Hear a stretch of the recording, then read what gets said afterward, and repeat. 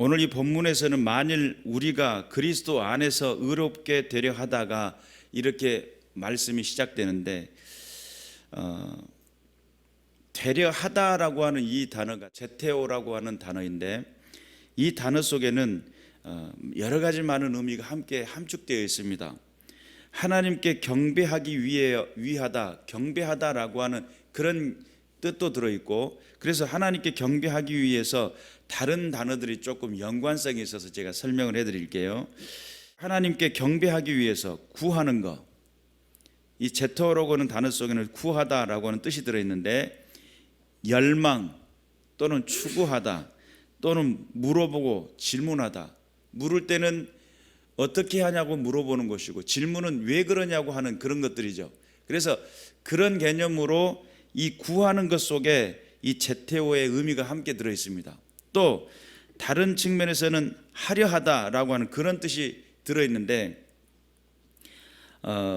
구하는 것부터 실행하는 것까지 전체가 다 포함이 되어 있어서 그 실행하는 동안, 하려고 하는 동안 인내라고 하는 그런 개념도 함께 들어 있어요. 그래서 이 제테오라고 하는 이 방법이, 이것이 이제 이 단어의 의미를 오늘 이 본문대로 해석을 하자면 우리가 그리스도 안에서 의롭게 되려 하다가라고 했기 때문에 그리스도 안에서 의롭게 되는 것에 대한 수단이고 방법으로 해석을 하면 조금 이해가 쉬울 것 같아요. 그래서 지금 현재 하나님 앞에 하나님의 부르심을 받은 저와 여러분, 하나님께 영광이죠. 하나님의 그 놀라운 은혜와 사랑이 있었기 때문에 저와 여러분이 오늘 여기 있는 거잖아요. 그런데 하나님 안에서 내가 경험하고 하나님의 살아계심을 내가 믿고, 그래, 내가 주님이 나를 부르셨기 때문에 내가 은혜가 있는 거고 내가 은혜에 있는 삶을 살고 있는 거야 라고 결론을 내리고 어떻게 하면 하나님의 영광을 위해 살까라는 그런 고백들을 할 수 있겠죠. 그런 내용이 지금 17절의 전반부에 나타납니다. 그래서 그리스도 안에서 의롭게 되려 하다가 라고 하는 하나님의 영광을 위해, 하나님의 뜻을 위해, 주님의 영광을 드러내기 위한 내 삶의 모든 걸 다 수단과 방법을 다 동원해 가지고 이렇게 생각을 하면 되겠어요. 그런데 제가 이제 늘상 설교 시간에 여러분에게도 몇 차례 말씀을 드린 것 같은데 하나님 앞에서는 동기와 과정이 너무 중요하다. 예수 믿는 사람은 수단과 방법을 가리지 않고 무조건 살면 되는 건가? 라고 하는 그 질문 앞에 우리는 도달하게 돼요. 하나님께 영광이 되면 됐지 라고 하는 그런 목적의식을 가지고 목적이 너무 지나치다 보면 그것을 이루려고 하다 보니까 수단 방법을 가리지 않고 라고 해버리게 되면 결론적으로 과연 하나님 앞에 과연 그것이 영광이 될까? 오늘 이 본문은 죄인으로 드러나면 그리스도께서 죄를 짓게 하는 자냐? 결코 그럴 수 없느니라 그래요. 그럼 여기에서 의롭게 하나님의 영광을 위해 하나님의 뜻에 따라 말씀에 순종하는 삶을 통해 가지고 내가 부르심을 받았어요. 그런데 그렇게 열심히 살려고 하는데 죄인으로 드러난다는 거예요. 그러면 그리스도께서 죄를 짓게 하는 자냐라고 하는 그런 질문으로 와닿아요. 이걸 조금 더 쉽게 설명을 하기 위해서 성경 한 절 보겠습니다. 로마서 3장 7절에서 8절 말씀, 성경 한번 찾아보세요. 로마서 3장 7절에서 8절 말씀 한번 제가 읽겠습니다. 그러나 나의 거짓말로 하나님의 참되심이 더 풍성하여 그의 영광이 되었다면 어찌 내가 죄인처럼 심판을 받으리요. 지금 7절 말씀만 보더라도 이 7절의 말씀은 무엇을 이야기하고 있냐면 거짓말로 하나님의 참되심을 드러냈다는 거예요. 내가 거짓말을 했는데 하나님이 참되심이 됐어요.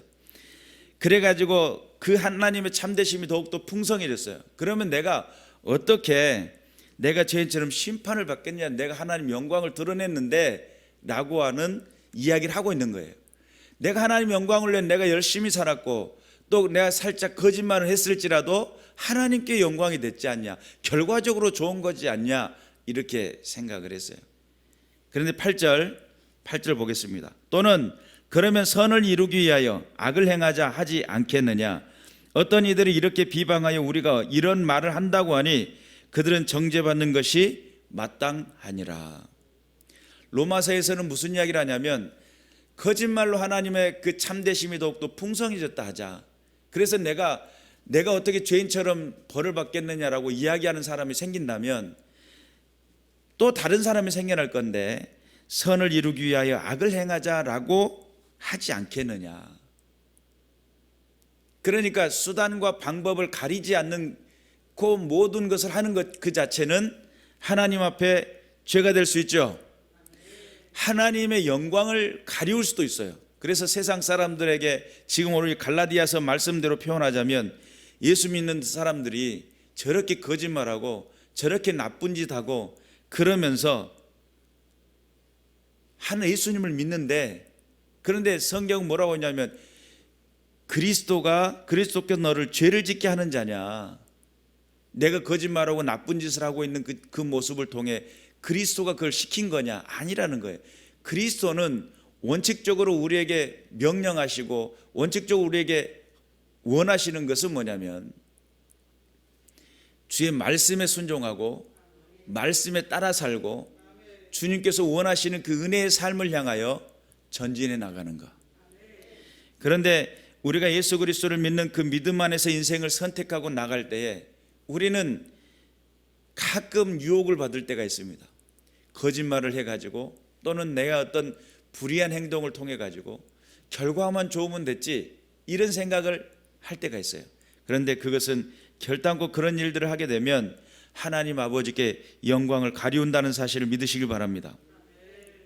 그래서 여기서 제테오라고 하는 이 단어는 구하다 그리고 또한 실행하는 그런 개념에서 하려고 하는 그런 모습까지 다 함께 포함이 되어 있는데 사도행전 10장 19절에 보면 그런 내용이 나와요. 그 사도행전 19장에서 고넬료가 보내는 사람들이 베드로를 찾을 때 그때 찾다라고 하는 단어가 제테오를 썼어요. 그러니까 뭔가 열심히 있게 찾고 있는 모습들이에요.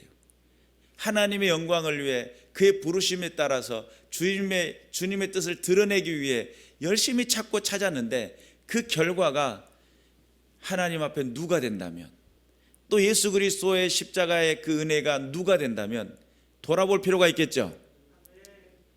그러니까 선한 일들을 계획하고 선한 일들을 한다고 노력은 했는데 그 결과가 하나님 앞에 그 열심과 그 노력을 통해 최선을 다하려고 하는 그 모든 것들이 잘못 선택되어지고 잘못 행해졌다고 한다면 나중에 주님 앞에 무슨 낯으로 주님을 뵙겠느냐. 이런 부분들을 한번 깊이 생각을 해보고 주께서 우리를 부르시고 축복하시는 은혜 가운데 내가 어떤 삶을 살아야 될지를 결정했으면 좋겠습니다. 그리고 이제 18절에 보니까 만일 내가 헐었던 것을 다시 세우면 내가 나를 범법한 자로 만드는 것이라. 만일 내가 나를 범법한 자로, 만일 내가 헐었던 것을 다시 세우면, 우리가 헐었던 것은 도대체 뭘까? 우리가 헐었던 것들이라고 이 개념을 조금 우리가 이해하기 쉽게 설명을 하면 그런 개념입니다. 내가 주님을 떠나 있었을 때에, 주님과 상관없을 때의 삶, 그리고 또한 주님이 원하시는 선택이 아닌 나의 원하는 선택으로 선택했던 삶, 또 그런 가치, 하나님이 주인이 아닌 가치, 또한 주님과 상관없는 선택, 또는 주를 떠난 삶, 이런 삶을 살고 있었던 우리가 예수 그리스도를 만나고 내가 주님 안에서 변화되어야지 라고 하면서 지난 날들에 하나님을 알지 못했고 하나님과 상관없었던 삶을 근절하고 그걸 허물었어요. 근데 그 하나님을 만나기 전에는 그것이 진짜인 것처럼, 그렇게 사는 것이 정답인 것처럼 끊임없이 성실하게 살아왔어요. 하나님이 없이도 잘 살아왔었고 하나님과 상관없이 내가 원하는 것을 잘 선택하며 살아왔다고 생각을 했어요. 그런데 예수를 딱 만나는 그 순간 하나님 없이 살았던 내 인생이 그렇게 애처롭고 그렇게 잘못 살았으며 하나님의 뜻과 상관없이 선택했던 내 그 선택이 얼마나 죄스러웠었는지를 깨달은 다음에 그가 고백을 하겠죠. 다시는 주님의 마음을 아프게 하지 않겠어. 나 다시는 주님께서 원치 않는 그런 일들을 행하지 않겠어 라고 하면서 헐어버렸어요. 하나님 없이 살았던 내 인생을 이제는 그런 것들을 다 없애버리고 주님께서 원하시는 삶을 살아야지 라고 하는 그런 결단들이겠죠. 성경 한번 찾아보겠습니다. 로마서 6장 22절 말씀 함께 한번 읽어보도록 하겠습니다. 로마서 6장 22절 말씀,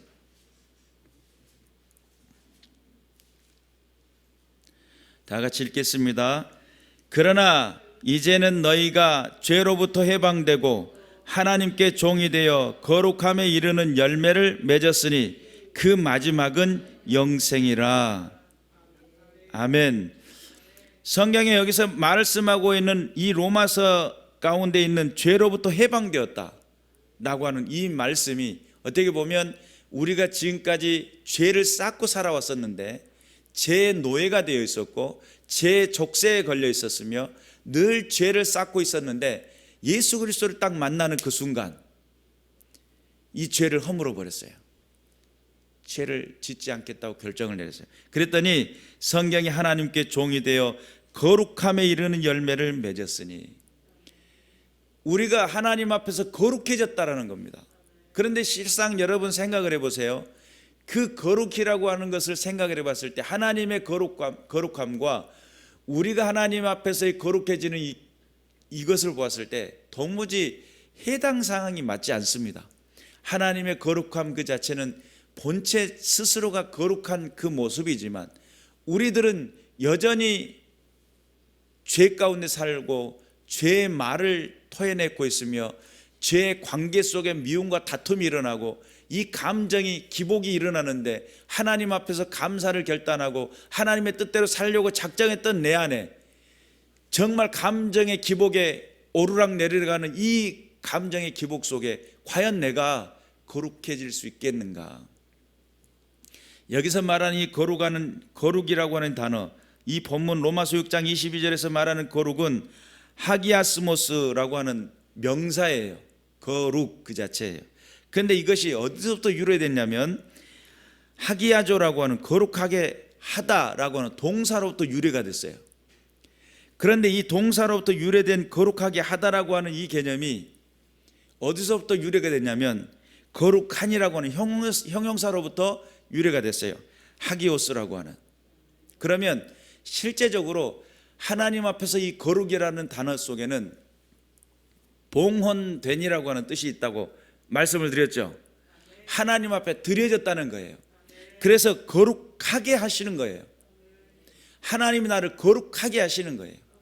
하나님 손에 들려주세요. 비록 나는 피를 묻었지만, 비록 나는 죄 가운데 살았지만, 비록 내 삶이 용서받지 못할 만큼 어마어마한 크나큰 죄악이었지만 예수 그리스도의 그 십자가의 그 공로 때문에, 예수 그리스도의 그 놀라우신 은혜 때문에, 그 사랑 때문에, 그 은혜 때문에 우리가 용서함을 받게 돼요. 그리고 하나님 손에 들려졌는데 그것이 하나님 앞에 드려지는 순간 하나님의 손에 있는 그것은 아무리 죄악 속에 있었다 하더라도 하나님의 손에 있는 그 자체가 거룩인 거예요. 우리가 하나님의 말씀 앞에 허렸던 내가 지난 날들의 삶과 비교를 했을 때 예수 믿는 것과 안 믿는 것의 그 차이가 아주 미묘하게 표시가 안 되는 그런 모습일지라도 정확히 알아야 될 것은 겉으로는 표시가 안 나는 것 같은데 우리의 내면 안에는 주 예수 그리스도의 은혜가 흐르고 있고 예수 그리스도의 생명이 흐르고 있으며 내가 지금까지 과거에는 나 중심적이고 또한 내가 하고 싶은 욕심 중심적인 그런 모든 선택지에 있었던 내가 오직 이제는 예수 그리스도의 이름으로 그의 명령하신 말씀대로 선택하며 살기로 작정하고 이 세상에 하나님이 살아계신 그 가치관을 가지고 사는 그 모습. 그래서 과거나 현재나 별반 차이가 없는 것처럼 보였던 내가 그 내면에는 하늘과 땅 차이라고 하는 사실, 하나님 안에서의 사는 삶, 하나님이 기뻐하시는 은혜의 삶, 선택부터 시작해서 살아가는 그 모든 과정에 이르기까지 그래서 여러분, 수단과 방법을 가리지 않고 주님의 영광을 위해 살겠다고 작정할 때는 항상 위험 부담이 있어요. 수단과 방법 자체가 하나님 앞에서 동기가 의롭고 방법이, 이 과정이 의롭다고 한다면 하나님께 영광이 되겠지만, 이 수단과 방법에 무조건 이기기 위해서, 세상 논리로 따지자면 이기기 위해서 누군가를 짓밟아야 되고, 이기기 위해서 다른 사람을 음해해야 되고, 내가 통쾌하기 위해서 다른 사람을 헐뜯어야 되고, 이런다고 한다면 과연 그것이 하나님 살아계심의 은혜이고, 과연 그것이 주께서 원하시고 기뻐하시는 뜻이겠는가? 돌아볼 필요가 있겠죠. 그래서 그리스도와 함께라고 하는 이 개념 속에서 우리가 한번 깨달아야 될 것은, 내가 이제는 죄로부터 해방되었고 하나님의 종이 되어 거룩함에 드려지는 열매가 되는, 거룩함에도 열매가 있는 여러분의 인생 속에 온전한 믿음의 결단이 일어나는, 그래서 하나님 앞에서 온전한 의로운 자로서의 삶을 선택하며 살아가되 수단과 방법은 가려라. 믿습니까? 주의 말씀의 규칙에 맞는 수단과 방법을 가려라. 하나님께서 원하시는 그 뜻대로 인생을 사는 것이지, 내가 원하는 대로, 내 욕심껏, 내가 하고 싶은 대로 그렇게 하는 것이 아니라, 저번에도 제가 주일날 말씀을 드렸던 것처럼 내가 선택하면 더 좋은 것을 선택할 것 같지만, 하나님이 선택하면 하나님 수준에서 선택하신단 말이에요. 내가 선택하면 내 수준이겠지요. 내가 하겠다고 결정을 내리면 내가 하는 정도의 수준이지만, 하나님이 하시겠다고 하면 하나님이 쓰실 때는 얼마나 크고 위대하겠어요. 믿으시길 바랍니다. 그래서 여러분, 한번 질문을 드릴게요. 주 예수를 믿고 난 다음에 죄에 대해서 통회의 눈물을 해본 적 있습니까? 예수님을 딱 믿으면서 내가 정말 나 죄인이구나라고 눈물을 흘리면서 기도해 본 적 있어요? 또 성령의 내주하심을 통해 가지고 주체하지 못할 감격의 눈물, 정말 성령의 내주함을 통해 가지고 그 놀라운 은혜 가운데 들어간 나를 혹시 발견한 적이 있습니까? 또는 예수를 믿은 다음에 인생을 완전하게 지금까지 살아왔던 모든 방식을 다 내려놓고 이제는 주 뜻대로 라고 하는 인생의 터닝 포인트를 맞이한 적은 있습니까? 여러분, 헐었던 것이라고 하는 이것이 죄를 완벽하게 헐어내야 되는 것인데, 완벽하게 헐어지지 않으면 항상 그것이 턱이 돼가지고 걸림을 가져와요.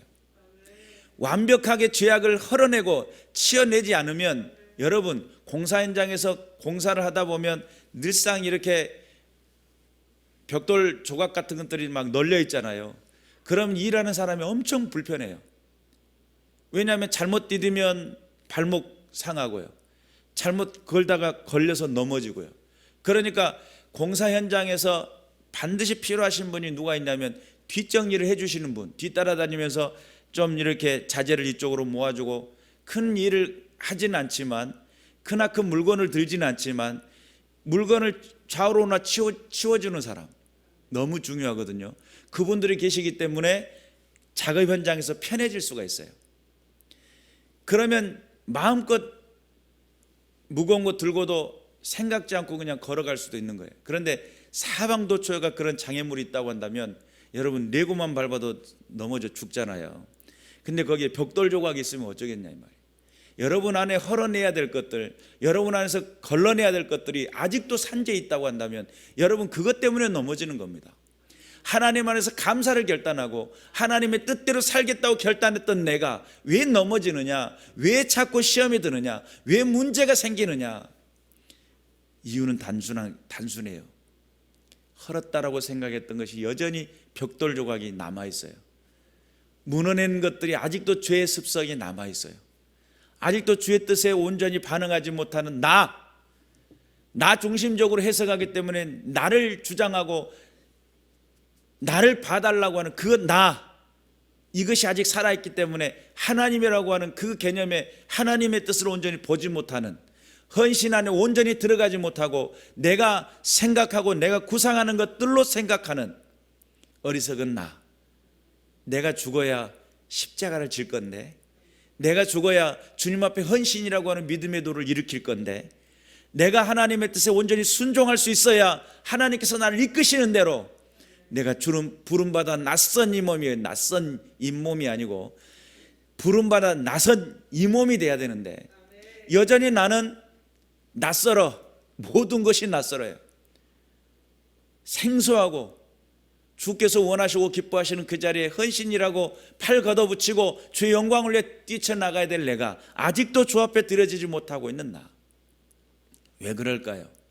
아직 헐어져 있지 않기 때문에 그래요. 여러분 온전히 헐어내시기를 주님의 이름으로 축원합니다. 그리고 그것을 다시 세우면 내가 나를 범법한 자로 만드는 것이니라. 결론적으로 헐었던 것을 다시 세우는 거예요. 감정의 부분도 다시 한번 만져내고 하나님 앞에서 잘 다듬었던 내가 조금은 부딪힘이 생기면 또 옛날 과거로부터 자꾸 구태여 묵었던 그 감정을 또 끄집어내요.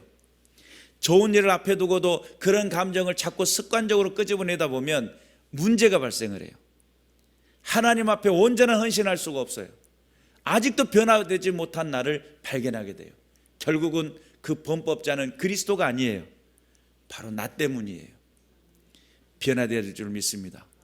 그리스도와 함께라고 하는 그 개념에 내가 버려야 될 부분이 무엇인지 분명히 깨달아야 될 줄로 믿습니다.